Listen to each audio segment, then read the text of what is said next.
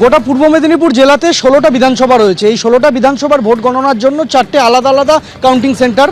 সেই 4টে কাউন্টিং সেন্টারের মধ্যে আমরা এই মুহূর্তে যেখানে দাঁড়িয়ে রয়েছি এটা তমলুকে তো Matangini Hazra government women college. এখানে মূলত 6টি বিধানসভার ভোট গণনা হবে।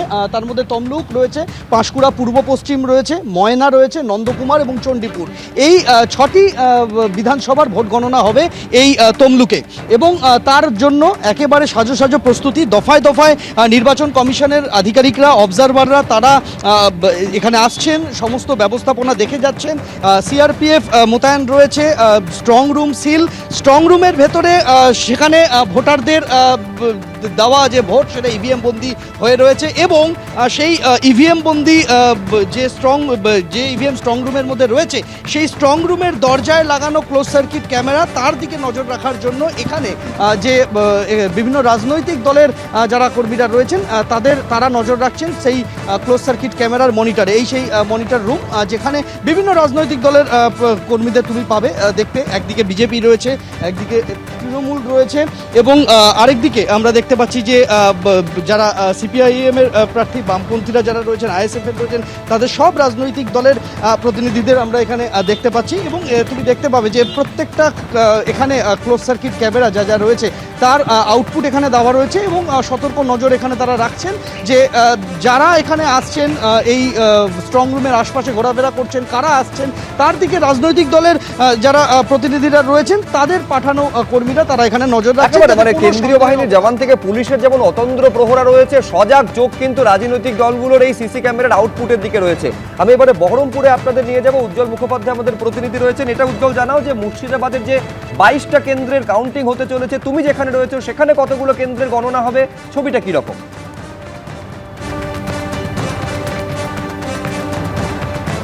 দেখো, প্রথমত বলি যে বহরমপুর শহরে রয়েছি এবং এই বহরমপুর শহরে মূলত আমরা যেটার সামনে দাঁড়িয়ে রয়েছি তুমি দেখতে পাচ্ছ, সন্দীপ দেখাচ্ছে যে এখানে রয়েছে দুটো মাত্র কেন্দ্র, একটা হচ্ছে রেজিনগর, আরেকটা হচ্ছে বহরমপুর। এবং এই যে girls college, Baharampur girls college, তার আরেকটা গেট করা রয়েছে, সেখানে কিন্তু 3টে কেন্দ্র রয়েছে। অর্থাৎ এই 5টা কেন্দ্রের গণনা হবে এই গার্লস কলেজে এবং তাদের প্রত্যেকের জন্য আলাদা আলাদা গেট করা রয়েছে। কেন্দ্রীয় বাহিনী তারা ভেতরে মোতায়েন রয়েছেন, যদিও গেটের সামনে অথবা দুটো গেটের সামনেই কিন্তু আমরা এখনো পর্যন্ত কেন্দ্রীয় বাহিনী সেই অর্থে দেখতে পারিনি। রাজ্য পুলিশ এখানে পাহারা দিচ্ছেন। অন্যদিকে তুমি জানো যে মুর্শিদাবাদ জেলা, তাতে 22টা কেন্দ্র রয়েছে। 22টা কেন্দ্রই কিন্তু অত্যন্ত গুরুত্বপূর্ণ এই কারণে যে পশ্চিমবঙ্গের রাজ্য রাজনীতিতে এই আসনগুলো কাদের হাতে থাকবে তার উপর কিন্তু অনেকটাই নির্ভর করে, অনেক কিছু নির্ভর করে।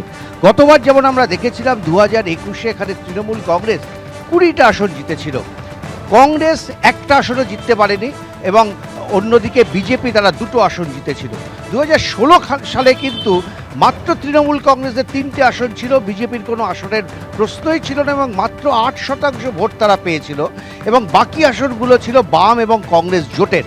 স্বাভাবিকভাবে মুর্শিদাবাদের রাজনৈতিক গতি প্রকৃতির ওপর কিন্তু বলা হয় যে পশ্চিমবঙ্গের সরকার গঠনের একটা প্রক্রিয়া বোঝা যায়। একেবারে সরকার গঠনের প্রক্রিয়ার কথা উজ্জ্বল বলছে। এখন সরকার কারা গঠন করবে সেটা কালকে ইভিএম খোলার পর যত সময় গড়াবে ধীরে ধীরে সেইটা স্পষ্ট হয়ে যাবে। দেখুন, দাবি কিন্তু সব পক্ষের থেকে সমানভাবে করা হচ্ছে। যেমন শ্রমিক ভট্টাচার্যের বক্তব্য আমি এইখানে দর্শকদের সামনে রাখবো, যেখানে তিনি বলছেন কাল অপেক্ষা করছে অপ্রত্যাশিত ফলাফল। কি বলেছেন একবার দেখুন।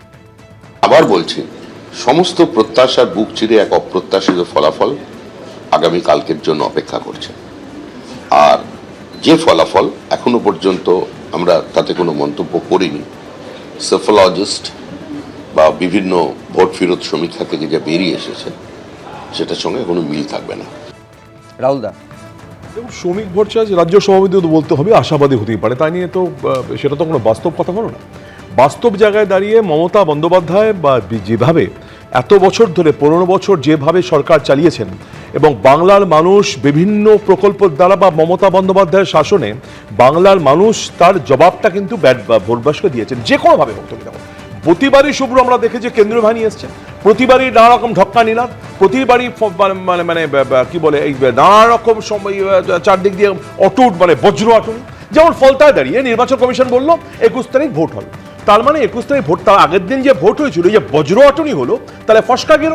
তার মানে এত কিছু করার পরও সেখানে যদি রিগিং হয় বা যদি ভোট ঠিকঠাক না হয়, তাহলে দোষটা কার? এত কিছু করার দরকার কি ছিল? সেদিনই বললো না কেন?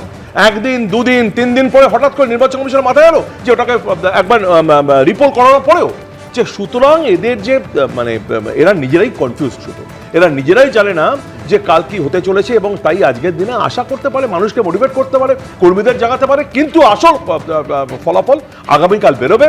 এবং মমতা বন্দ্যোপাধ্যায় আগামী দিনে চতুর্থবারের জন্য বাংলার মুখ্যমন্ত্রী হতে চলেছেন, এতে কোনো সন্দেহ নেই শুভ্র। মমতা বন্দ্যোপাধ্যায়ের উন্নয়ন, মানুষের পাশে থাকা, মামাটি মানুষ মমতা বন্দ্যোপাধ্যায়কে দুহাত তুলে আশীর্বাদ করেছেন, এবং আমরাই সরকার গড়তে চলেছি।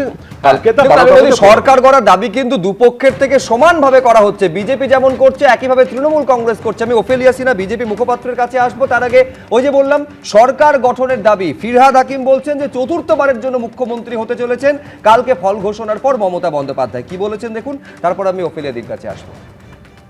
মমতা ব্যানার্জি চতুর্থবারের জন্য মুখ্যমন্ত্রী হচ্ছেন, সেটা 6 তারিখে নেবেন না 7 তারিখে নেবেন সেটা ওনার ব্যাপার, কিন্তু মমতা ব্যানার্জি মুখ্যমন্ত্রী হচ্ছেন এবং বড় মার্জিন, আগের থেকে বেশি মার্জিনে বেশি সিট নিয়ে তৃণমূল কংগ্রেস আসছে, এটা 100%।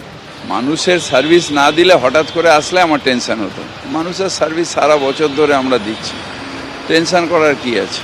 যখন একটা ইলেকশন হচ্ছে, আমরা সব রকমভাবে আমাদের সংগঠন যেটা আছে সেটাকে কাজে লাগাবো।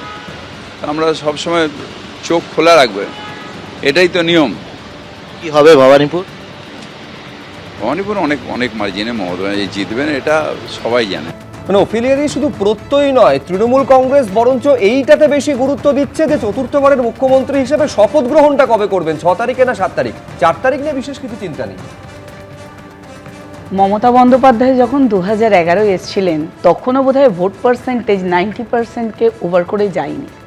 এবারে কিন্তু একেবারে সরকার বিরোধী ভোট বলেই অ্যাবাভ 90% ভোট পড়েছে। এটা প্রতিষ্ঠান বিরোধী ভোট, সবাই জানে।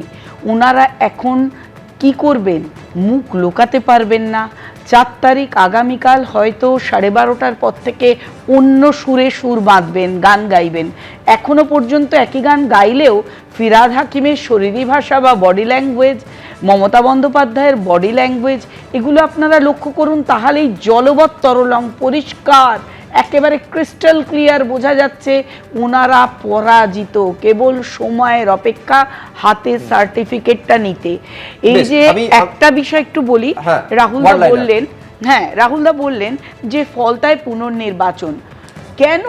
কেন এটা করতে হলো? কারণ ওনাদের ওখানে একেবারে তার এক্সপ্লেনেশন একেবারে কমিশনের তরফে দেওয়া হয়েছে, অভিযোগ এবং তার সারবত্তা পাওয়ার পর এই সিদ্ধান্ত। এবিপি আনন্দ এগিয়ে থাকে, এগিয়ে রাখে।